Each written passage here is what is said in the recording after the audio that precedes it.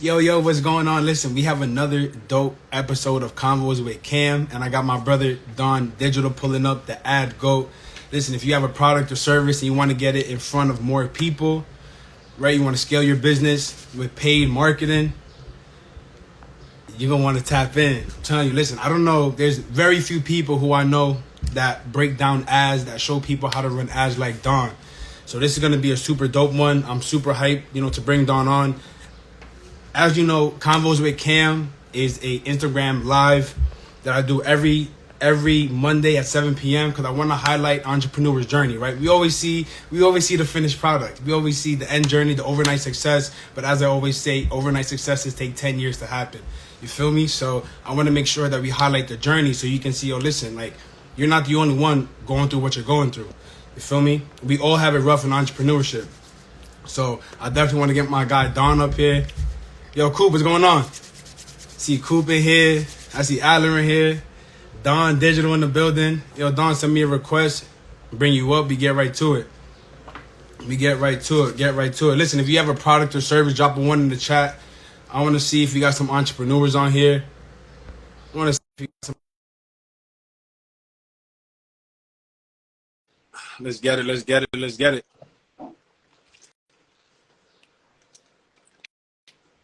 Yo, Don, for some reason, I don't think it's letting me bring you up.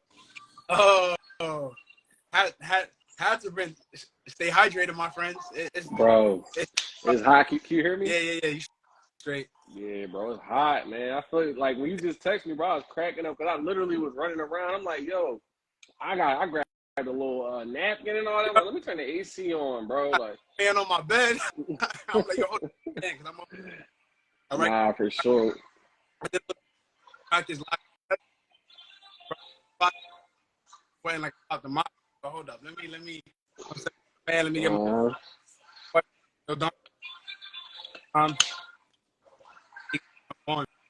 I definitely want to highlight. You're a super dope person, and definitely skill set as well. I think not a lot of people about the ads, and if they do talk about, down how first met, you broke down the whole ad game. Super.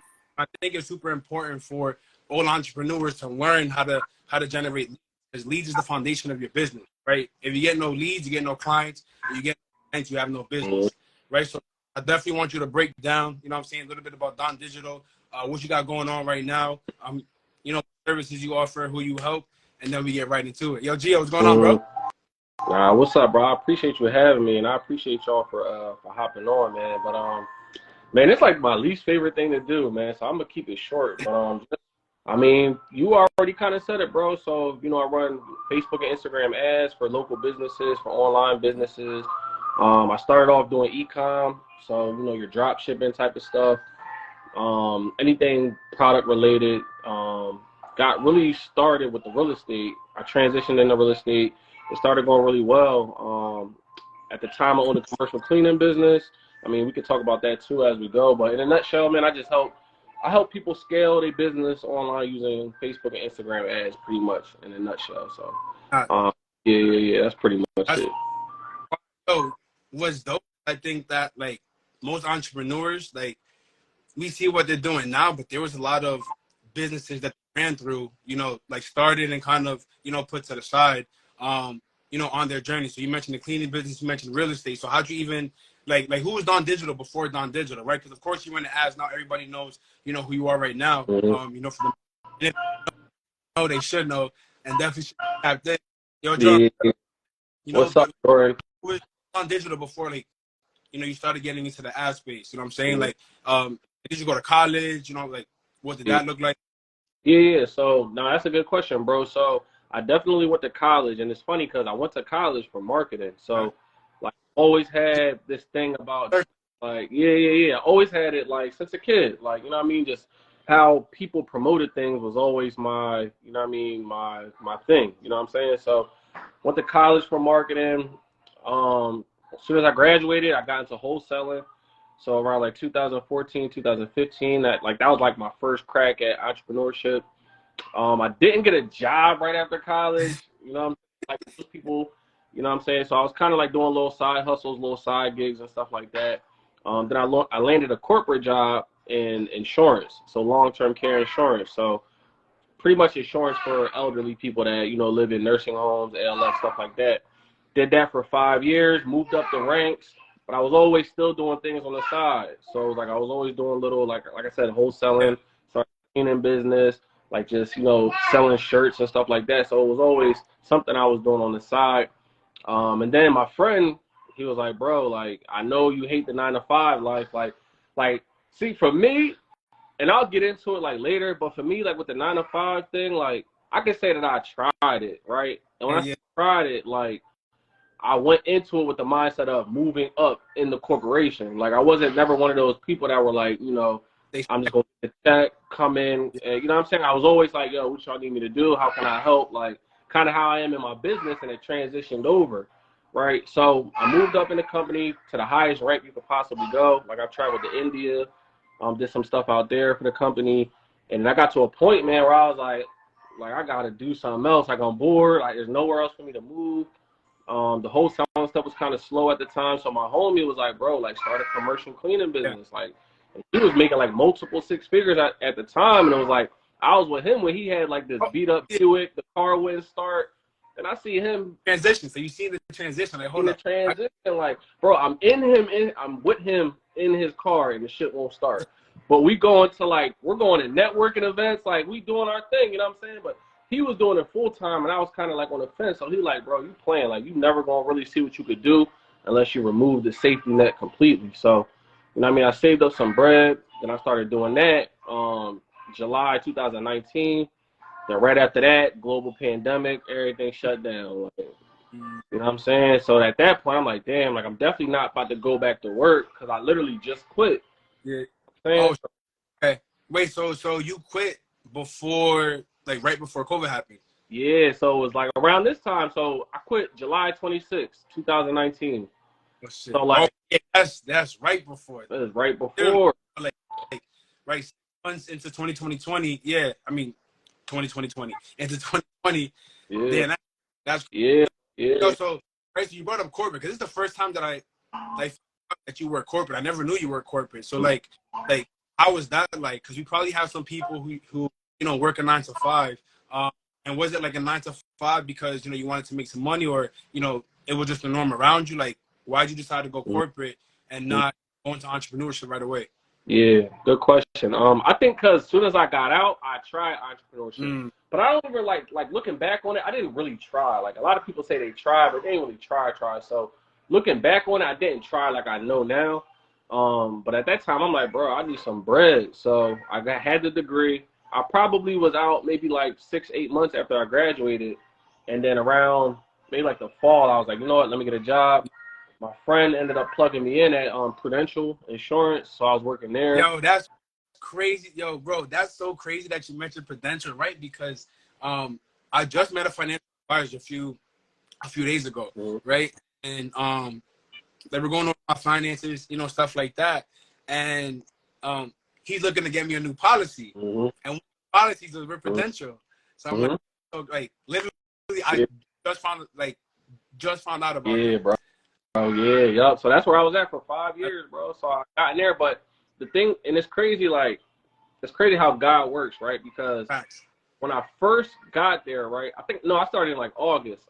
I was there for like 6 months, right? They had this big ass meeting, brought everybody in. I'm still new there, so I'm like, what the hell is going on? Yeah. So I got everybody in the room and was like, yo, 50% of this room, we gotta let y'all go. Other 50%, y'all gotta pack up y'all stuff, and we sending y'all to another company that's like a mile down the road, right? So in my mind, I'm like, because I just got here, and I'm like, man, I just got here, like they already starting the bullshit. But what hit me was I seen people that were there 15, 20 years, like start crying in the office, like people that have been there years, like sacrificing their lives to this job, bro, like. And a lot of them lost their jobs right there on the spot. I kept mine because I guess luckily, like my department still needed us. So, but bro, I saw people breaking down in tears, asking, "What am I going to do?" And that's kind of what opened my mind because I already went in. Like I said, I graduated thinking entrepreneurship already. So I'm already in there like, yo, this is a pit stop. Like, you know what I'm saying? So my pit stop took 5 years. But in the beginning of that journey, it was like a reminder, like, yo, remember, like, this type of shit could happen if you get too comfortable. Like I said, people was there 10, 15, 20 years, and they got the rug pulled from under them. So that kind of, like, sharpened me up. Like, okay, while I'm here, let me try to be the best that I could be. And then eventually, like, I don't know when that time's going to come, but then, you know, I could transition and do my thing. And I mean, it took 5 years. It took longer than I wanted to. I'm going to tell you that. But, you know, I mean, it ended up working out for the best. Now, oh, like, that's the unfortunate thing about corporate, right? About working corporate is one, like, I mean, you hear the saying all the time, one source of income is way too close to none, right? So if you're really dependent on that one source of income and, you know, like you said, happened, rug gets pulled, whether it's layoffs, you get fired, now what? Right now, and then if you got a family to feed, right, you got kids, you got a wife, now you're kind of screwed, right? So now you're kind of scraping, and now you now you kind of have to start from square one because, like you said, you have people working 10, 15 years, right? Now you got a new company all the way from square one, right? So that's super unfortunate. But I definitely want you to break down, like, how can somebody who's working a 9 to 5 like start to work to transition into entrepreneurship? Because I feel like a lot of people who work, not a lot, but there's a good majority who don't like their 9 to 5, right? Or, you know, want better for themselves, right? Or, you know, want to become their own boss. So how would you help somebody, or how would you break down to somebody, like, how can they leave, like, how can they work on leaving their 9 to 5 and start the transition into entrepreneurship? Yeah, not a good question, bro.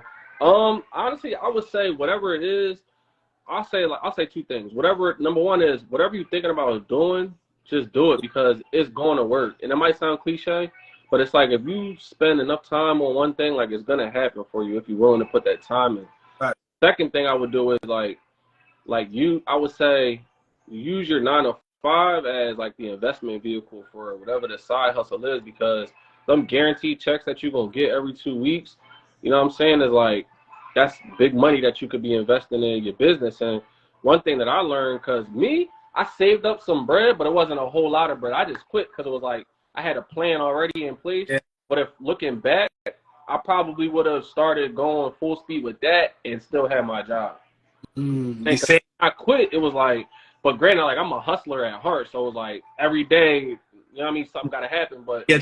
I would say, looking back, it was a lot of stress in the beginning. So to kind of remove some of that stress, I would say, like, if you want to do drop shipping, take some of that money and put it into your drop shipping. Because one thing that I learned with business being full time is the smallest amount matters. Like, and I guess I got that from running ads, but if you got 500, that 500 could go a long way if you use it the right way. Like 100, that'll go a long way. So while you got that 9 to 5 and you got that extra, that cushion and that safety net, so to say, like, I would say, like, go all in on the side hustle and just use that to fund it. You know what I mean? Because you know how a job is. You can fuck off some money and then you know it's coming right back.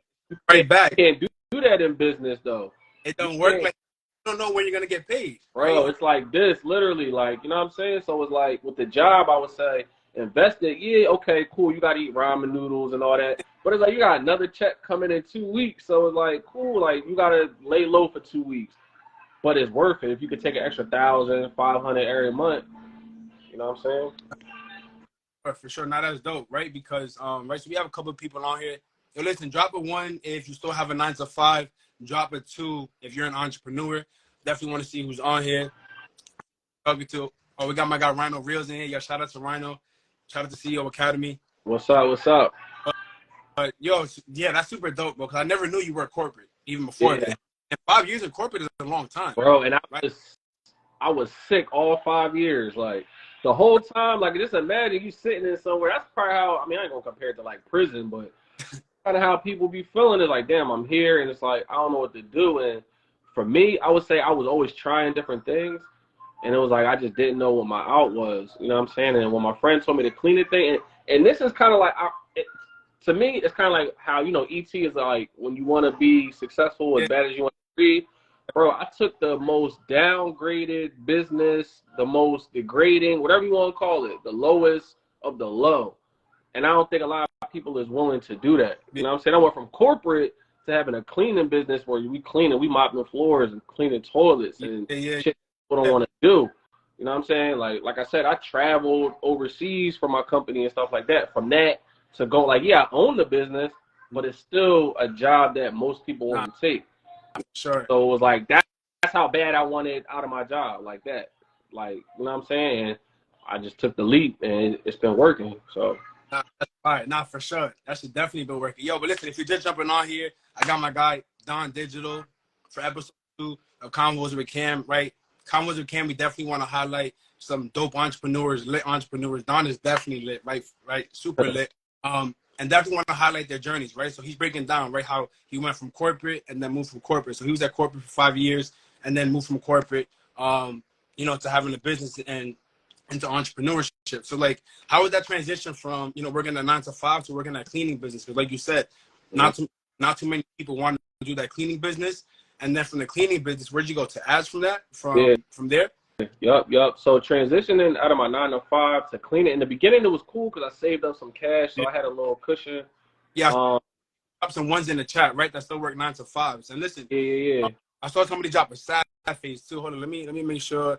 Yeah, let They me know what y'all got going on too. that was the Nobia, right? Hey, listen, there's nothing wrong with working a 9 to 5. Like Um, 9 to 5ers at all, right? You want to get your, but if you're not happy there, then that's a problem. You know what I'm saying? right. So it's cool to start there, but what's that saying? Your current situation is not your final destination, right? So use your 5, like Don said, as your business partner, right? Put some money to the side. Start making a plan to see, okay, if I want to start this business, how much is it going to cost me? Okay, then how much weekly do I have to save? How much monthly do I have to save? And use your job as a business partner, because I'm telling you right now, you think you're going to have time once you quit your job? You're not. Uh, I thought I would have all the time in the world, and it's not like that. It's I not got like that, right? less And it's time now. reality. Yeah, no facts. I was gonna say I got less time now because when you got your job, you got the weekends. You know what I'm saying? You got after work when you get off. You get off at 5. Like at my job, I was getting off at 2 in the afternoon, so I had all day. Like, Chilling. you know what I'm saying? So now it's more so I don't take like tomorrow I'm working. It's the holiday. Yeah, Most people got off. Christmas Day, I was working. Like my birthday, I was yeah, working. These are all things where I would call off of my job and be chilling. You know what I'm saying, with the homies and all that. So yeah, like I wouldn't be upset about having a job. You know what I'm saying? Especially like today, right now, what's going on. But to your point, if it's something where like you're not happy about it, then like yeah, you gotta make some type of decision of like I hate this place this much that I'm now ready to make something else happen. Because like I said, it took me 5 years, and I hated every 5 years like the whole time. But you know, things happen the way they're supposed to. But nah, that's a fact. So you went from the right, so you went from corporate to the cleaning, then the cleaning to the ads. Of course, you had some wholesale in there. Some little side hustle, selling shirts, sneakers, stuff like that. So then, how did you start to transition from the ads? Because you said that you left the job August? No, you said July 26th of 2019, right? 2015, yeah. So then going into 2020, you were doing the cleaning business. Yeah. So as soon as I quit my job from July, so the rest of 2019, I was out hustling. So my thing was Monday through Friday, I would go online, go on Google. I'm writing down 50 businesses to visit. I put on my nice blazer, you know what I'm saying, and I'm door knocking. I'm dropping in offices, And the trenches, introducing myself. Yeah, I got my business cards, my door hangers, like everywhere. So 50 a day. So I would get my leads like that. And then what happened was the pandemic hit, and we was quarantined. Most businesses shut down, right? So all the clientele. and like having the cleaning business during COVID, because I would think that would like skyrocket your sales, no? Did. Yeah. So that's why I really started to learn like what businesses are really recession proof and pandemic proof, because Yeah. I lost a lot of my contracts, but I had the biggest ones that I had were open. So pharmaceutical companies, law firms, shit like that. So they were still open, which was cool. So I lost my little, $500 contracts and stuff like that, but my bigger ones I still had. But the way that I marketed my business got shut down because we was quarantined, offices was closed, and my whole thing was going into offices, introducing myself. So when pandemic happened, I'm like, damn, like I lost these contracts. Like I still had bread from my other ones to pay my bills, so I wasn't tripping all the way, but I was still like, I gotta find a way to make it. So I remember like 2 years before that, I went to the social proof event in Atlanta, and I met Nikki. Nikki, this is Nikki, right? Queens, Queens. So at the time, like the event was about how people were making money online. So you had your Shopify people and all that, Amazon, and she was talking about managing people's social media. So I thought back to that. I was like, you know what? Let me learn how to manage people's social media as a side thing while I do the cleaning. I'm on YouTube learning about that stuff, and I kept coming across ads, like Facebook ads. So I'm like, I'm ignoring it at first. Yeah. Then I'm like, all right, man, let me see what this is. I clicked on it. I've been seen the first video, and I seen like how he was breaking it down. And I'm like, all right, I went down a rabbit hole, and I tried. Long story short, I tried it on myself. It started working. So now I'm getting contracts during the pandemic just from my computer. Wait, running ads? Say it again. You said running ads, right? An ad, that's fire. That's fire. So you learned because of the pandemic, right? So you couldn't get any business, and now you went to a conference. And that's why I think your environment is so important, because you being able to put yourself in that environment opened up your mind to, more things that you can do for your business, like run. Yeah. You know what I'm saying? Yep. So that's how I stumbled upon it, man. I ran it for myself. It started working, started running it for others. Then I tried to do other little things for myself, and I started blowing a lot of money. So I understand people's fears and everything when it comes to it, because I blew a lot of money. Like, I'm still embarrassed to say how much money I spent. But it was a lot of money. Like, with the little bit of return that I had, I just blew it, because I went into it thinking that just because I'm spending money, it's a magic pill that's going to make people buy or book my service. Don't work like that. It don't work like that. So I blew my cash, and then I started doing it for other people for free. I was like, y'all run your ads for free. All you got to do is cover the ad spend. Like, don't worry about it. Like, so all 2020, I got my cleaning business and I'm running ads, but I didn't take $1 from nobody all 2020. And I done worked with like 15, 20 different people doing different things. E-com shit, skincare, lead gen, like everything. I was just taking on everything. Some stuff worked, some didn't. But I started learning. I was like, okay, I think I got it. 2021 is when I started really getting into real estate. That started going crazy. And then ever since then, bro, it's been up. It's been up. Now that's right.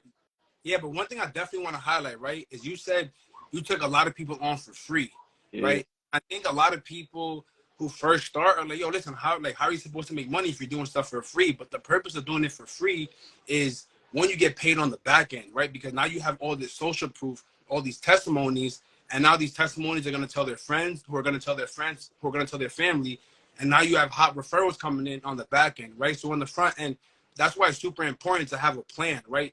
Don't just jump off the porch. Don't just, quit your 9 to 5 or quit your job without having, some reserves on the side, so you're able to do stuff for free and get paid on the back end. Because the money, real wealth is made on the back end, right? So I definitely wanted to highlight that. No, that's real shit. And also, I was gonna say too, like the case study too. So it's one is the referrals, and for two, it's like a case study. Every business is different, but the business that I'm in, like, I'm not a salesperson. Like, I don't really know how to sell like that. Like, my partner, you already know B, he's a beast with it. So it's like, that's not really my thing. So for me, instead of me trying to prove to you what I could do, I would always have a case study and be like, look, this is what I did.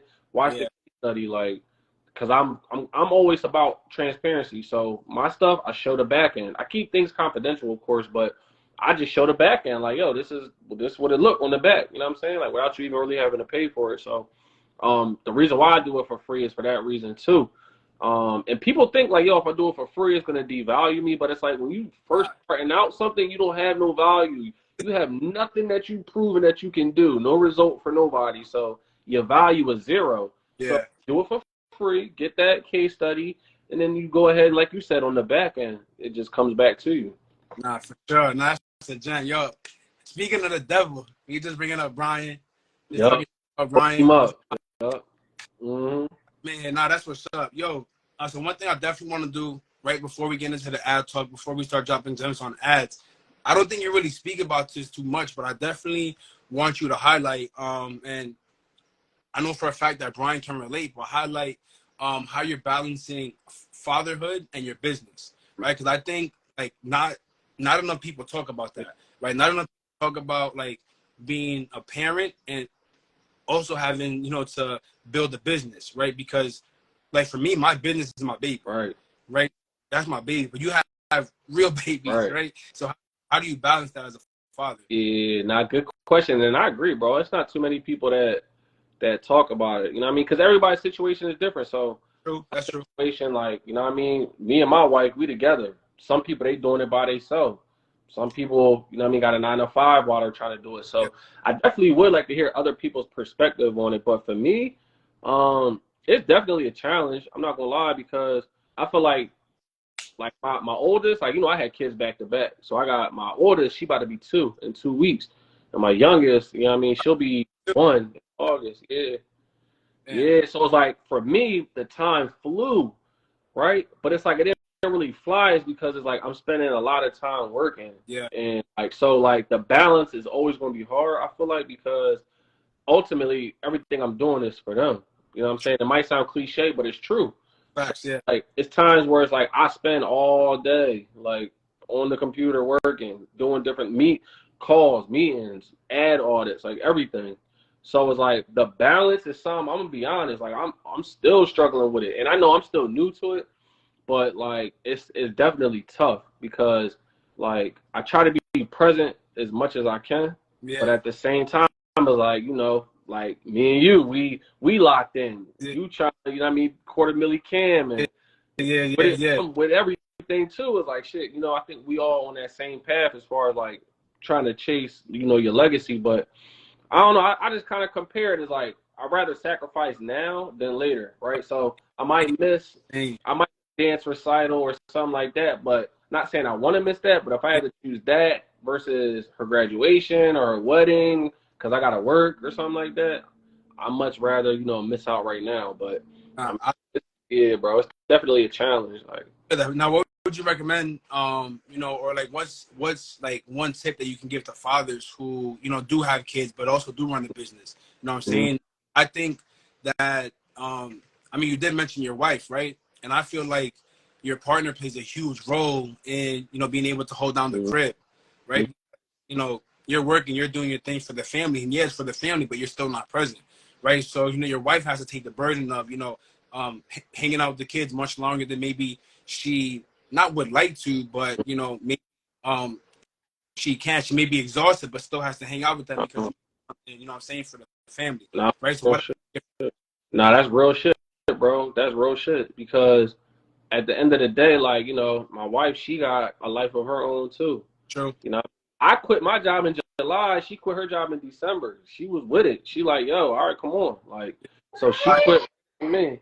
But my little one right here, she been tucking my leg this whole time, bro. What's my so so yeah, bro, she got a life too. But what I would say for the guys out there, just like try to stay conscious. And I'm a huge Jim Rohn fan. I don't know if you're familiar with Jim Rohn, but like, bro, like, said something that stuck out is like, yo, when you at work, you work, and when you on vacation and you play, right? So I Facts. like try to always, yeah, I try to play that in my mind, like not even a vacation. So it's like, if I'm working, I'm working, but like if I'm away from my computer and I'm playing with the toys with them or going for a walk, then I'm focused on that. I'm not even thinking about clients or none of that stuff. So I think my advice would be like, when you working, work, like stay locked in, but don't forget, like, you know what I mean, you got responsibilities elsewhere too. And I'm still learning that too. So that's the best advice I could give, but I be struggling with it too sometimes. So They like that's what I transparent, right? did. It's, Mm-hmm. I definitely have to take that advice too, right? Because I don't got no kids, but me and my girl sometimes, like, I have to remember that I got to turn it off, Yeah, right? Because she did multicam, she did a Chris Campbell, right? It's two yeah. multicam. You know, I'm super up. I'm on lives. I'm doing business, right? Mm-hmm. But you know, Chris Campbell, like, I'm locked in as a boyfriend. Yeah, nah, facts. Very hard to separate, though. You know, sometimes Yeah. because, as you know, in entrepreneurship, especially in the beginning, like, we run our business 24/7. Mm-hmm. You know, right? Mm-hmm. So it's definitely tough, but I definitely want to get into the ads, right? So Yep. when it comes to the, you know, a lot of people think, you know, you need this huge budget on ads and stuff like that, you know, which I think is a huge misconception. A lot of people like myself have been scammed for ads, right? Just people who say they can run ads and have no idea what they're doing, you know what I'm saying? Then, you know, taking a whole bunch of money, losing a bunch of money. I lost a lot of money running ads, Right. right? So what advice would you give to somebody who, has that thought process. Like, yo, like first, they think they need a huge budget to run ads, and then second, they don't even, know where to start when it comes to the Yeah. ads. Nah, you true, bro. I hear the nightmares stories all the time. Like I literally just signed somebody on Friday, a new client that was getting, I wouldn't say scammed, but she wasn't satisfied with the work that the other agency, and she was paying them mad bread too. So I hear it all the time, bro. But I would just say, I mean, it sounds cliche, but it really comes down to mindset. So like I said, I blew a lot of money too. Yeah. So like teaching and I be talking about it, it's coming from experience. I understand, like I blew the cash, so I know what that shit feel like. But it's like understanding that it's a business. I feel like people that are from our community that look like us, dress like us, talk like us, like it's a lot of fast money. We grow up around that. Like everything got to be fast. So it's like explaining to somebody that, yo, this might be a 6-month play, this might be a 12-month play, like that kind of it goes over people's head. They're not trying to hear that. So I would say if you really truly love what you do, then ads is the way. Because if you have a lower budget, like let's say less than $500 a month, then it's like, what's up, Sean? If it's less than $5 a month, then you got to understand this is a long-term game. It's like, yo, this, like I said, 100 will go a long way if you're doing it the right way. If you're focusing on engagement and collecting the data, right? And another thing with the smaller budgets, even with the bigger budgets, like you got to do your market research, right? Because people that spending $1,000 a day, $2,000 a day, right? They're buying the data essentially. And when I say buying data, they're buying people's interests, they're buying behaviors, they're buying demographic information, right? But if you have a smaller budget, you can kind of do some market research up front to kind of see, okay, where are people buying at? You know what I'm saying? You get higher intent buyers, or like whatever you're looking for, whatever data you're looking for, and you take that and then you run the ad. So I would just say start on YouTube, watch some YouTube videos, get in a community. That's why I want to really focus on my community, because I feel like it'll be dope to have people like you, like, like Sean, like Jordan, B, like, JL, like everybody in the group. But I would just say, man, start on YouTube and start slow. $1 a day campaign, $5 a day campaign, and then go. Too, because I feel like certain people feel like they may not have a huge budget. They may have a $30 budget, right? But like you said, you could do a $1 campaign. Now, what does that look like though? Right, doing a $1 campaign, because some people may not think, listen, $1 a day, that's not doing much for me. But like, what's the purpose about spending $1 a day for somebody? Yeah. So for $1 a day, so if you're gonna do the $1 a day strategy, like you gotta really focus on, okay, what's your best piece of content, your best offer, like your best everything, best ad copy. And what you do is you run like an engagement or a video views campaign, right? When it comes to campaigns on Facebook, the best way I can explain a campaign, and this is every ad platform, right? The campaign is an algorithm within itself. So for example, on Facebook, you got an engagement campaign, you got a lead generation campaign, and you got like a sales campaign. There's others, but I'm gonna stick with those. Like if I set up the same targeting, same content, same everything, and I just switch the campaign, I'm gonna get a different result. Okay. Because each campaign has a different objective. Yeah. So like if I run a lead gen campaign, Facebook is gonna optimize to put my ad in front of people that have buying behaviors of or purchasing behaviors of people that are in need of a service or something like that, a lead. If I do a sales, that's more so for like products, physical products, info products. So the algorithms are different, and because the algorithm is different, the budgets are different. You know what I'm saying? So for your $1 a day, it would be more so like a video views, because the objective isn't really to get a sale, it's to get somebody to watch a video or engage on your post. So the cost is much lower, right? Yeah. And what you do is, if you run a video views campaign, you run it so like for yours, it might be some credit tips or training or some shit like that. For credit, you might run it. People might watch 50% of that video. Now they're down in your funnel. Now you retarget them with another $1 a day ad. And you know what I'm saying?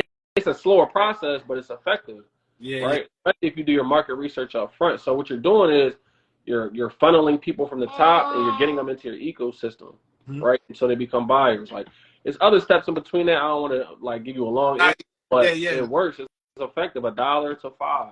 You know what I mean? No, that's fire, right? Like, somebody's calling me. Yeah, you can hear me? Yeah, I can hear you. Fire, right? So somebody we got a few people in the credit repair space, right? Obviously you broke down the credit repair stuff, you know, for me before. But what would you recommend somebody who's in the credit repair space? How would you recommend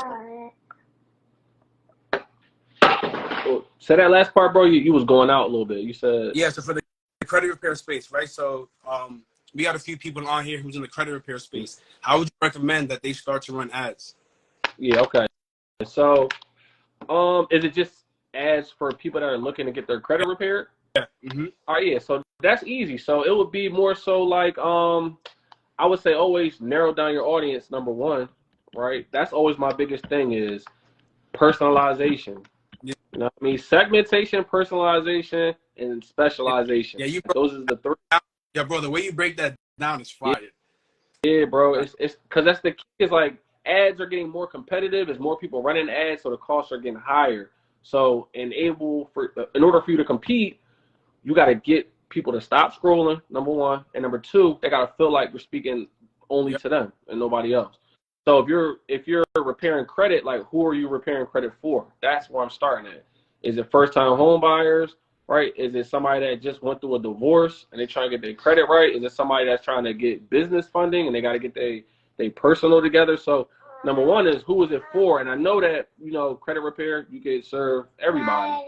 But it's like, how do we narrow it down so that we can maximize the budget, number one, and become a specialist? You know what I'm saying? Because what happens is like once you know who you're talking to, your messaging becomes more clear. Your offer is way stronger because it's for that particular person, right? So because of that, your ad cost goes down, and now you become a specialist, and now you can charge much more for your services. So if somebody's doing credit repair, who you doing it for?